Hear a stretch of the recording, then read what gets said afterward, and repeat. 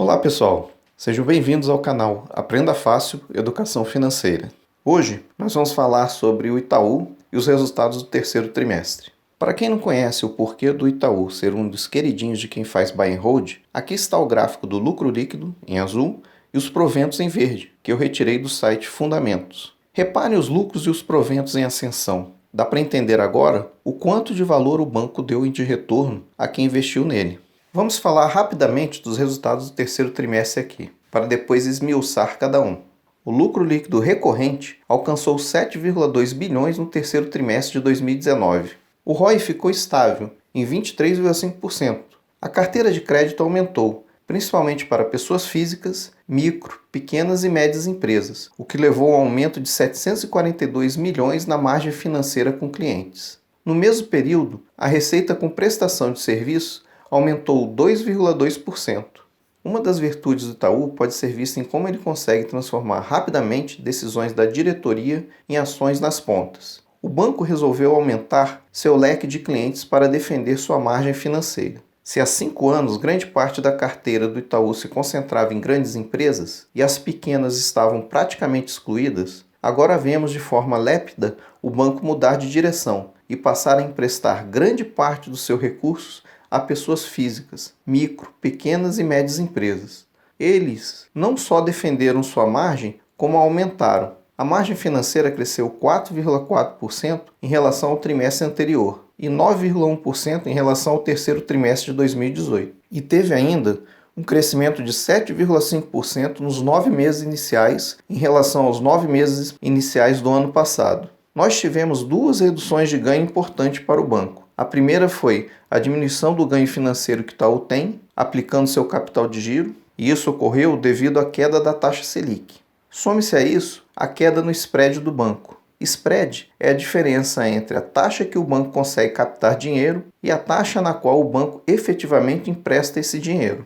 Veja que mesmo com essas 2 reduções de ganho, o banco conseguiu aumentar a margem financeira.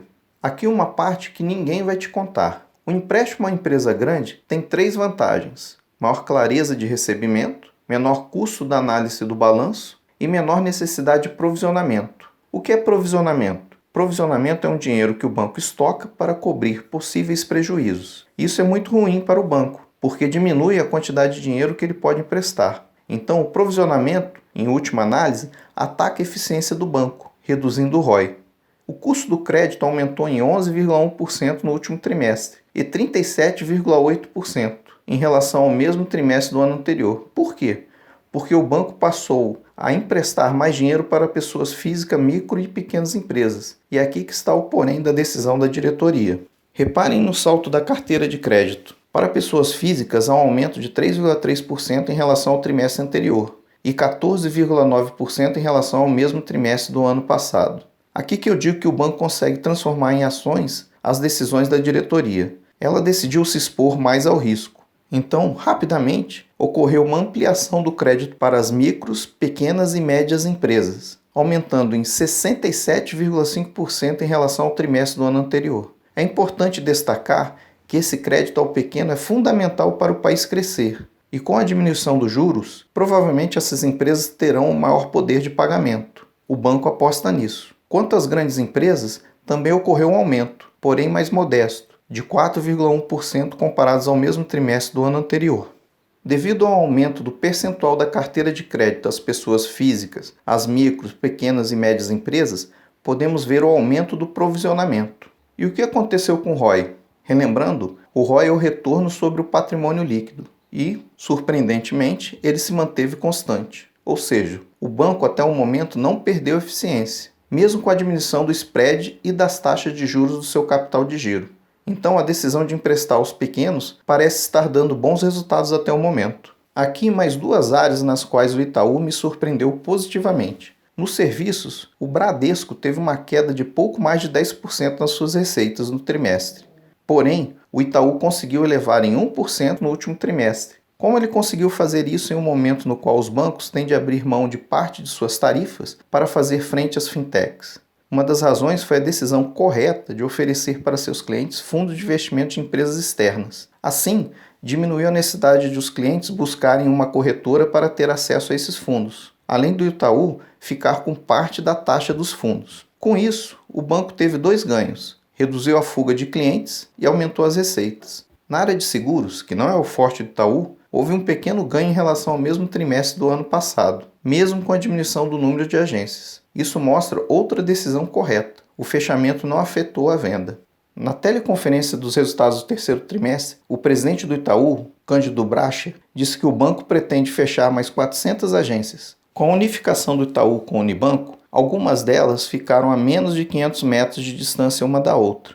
O banco pretende fechar 200 agências nos próximos 12 meses e mais 200 nos 12 meses seguintes. 3,5 mil funcionários já aderiram ao programa de demissão voluntária. Apenas a área de tecnologia aumentou a quantidade de colaboradores. O Itaú visa se tornar um banco digital. Mesmo com os aumentos do salário dos funcionários, dos gastos do plano de demissão voluntária e da correção dos planos de saúde, o gasto cresceu somente 4,2% em relação ao mesmo semestre do ano passado.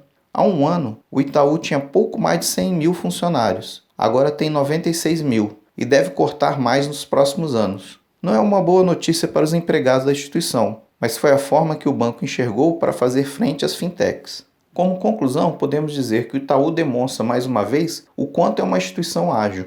A mudança do perfil de concessão de crédito deu o resultado desejado até agora. É claro que isso a gente tem que ver no longo prazo. Por outro lado, a alteração leva o banco a correr um pouco mais de risco. Resumidamente, eu considero os resultados do terceiro trimestre de 2019 bastante positivos. E por hoje, nós ficamos por aqui. Até a próxima!